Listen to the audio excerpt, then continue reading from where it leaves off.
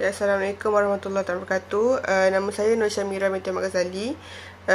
Saya akan membentangkan tentang ulasan terjemahan muka surat 299 hingga 303. Okay, ini secara ringkasan sahaja.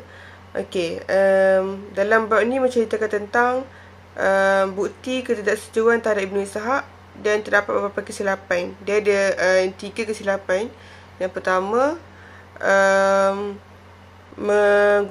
salah menggunakan Ibn Ishaq sebagai contoh untuk memperlihatkan perbezaan kelompok kesan daripada kritikan, kerana Ibn Ishaq adalah salah satu ahli sunnah. Setiap ulama yang tidak bersetuju dengannya juga merupakan salah satu daripada ahli sunnah. Okey, yang kedua, beliau menyalah faham kenyataan Az-Zahabi. Dia faham dari itu bahawa ia menunjukkan betapa besarnya perbezaan di kalangan ulama kritik dalam penghakiman mereka. Tetapi jika seorang baca pernyataan Az-Zahabi dengan teliti, maka akan datang pemahaman yang berbeza.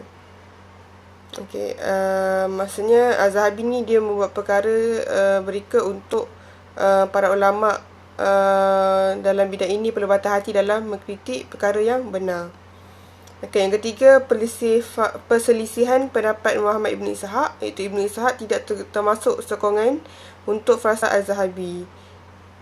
Okey, seterusnya kaedah-kaedah kritikan pada sanad dan pada matan. Okey, telah menetapkan peraturan untuk penguasaan. Ulama telah menetapkan peraturan untuk penguasaan. Peraturan tersebut tidak disebut di dalam inilah, dan kebenaran dikatakan mereka bermaksud mengkritik penafsiran yang secara berlebih-lebihan yang tidak terkandung dalam. Seterusnya, di atas sebab-sebab ini mereka telah menunjukkan kritikan tentang hadis dan membezakan kesahihan mereka. Okay, ada 15 sebab. Sebab apa mereka menunjukkan tentang kritikan tentang hadis? Okay, yang pertama, tidak boleh degil supaya tidak mengatakan fasih ataupun pujian. Yang kedua, tidak bertentangan dengan fikiran supaya ia tidak dapat ditafsirkan. Yang ketiga, tidak melanggar peraturan am mengenai tadbir urus dan etika. Keempat, tidak bertentangan dengan akal dan pandangan. Yang kelima, Al-Badi tidak bertentangan dengan perbuatan dan kebijaksanaan. Yang keenam, tidak menjadi pengkhutbah dari mana-mana yang mana undang-undang ditolak.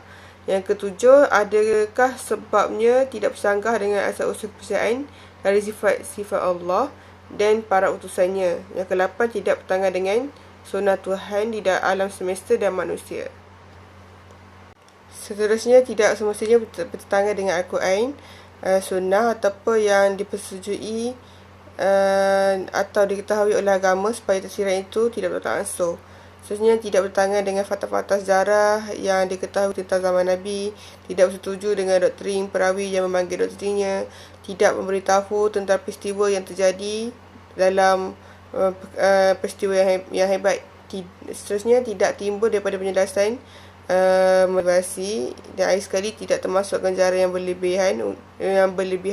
Okey, yang tadi yang saya katakan ini adalah yang saya sebutkan tadi adalah yang mana jika sebab-sebab ini mereka telah mengusulkan kritikan tentang hadis dan membezakan kesaksian mereka. Kesimpulannya, dia nak mengatakan bahawa penelitian yang berhati-hati perlulah diambil kira supaya tidak ada perkataan yang berlebihan yang daripada teks serta akan menyebabkan berlakunya penyelewengan dan fitnah. Okey, itu sahaja daripada saya. Sekian, terima kasih.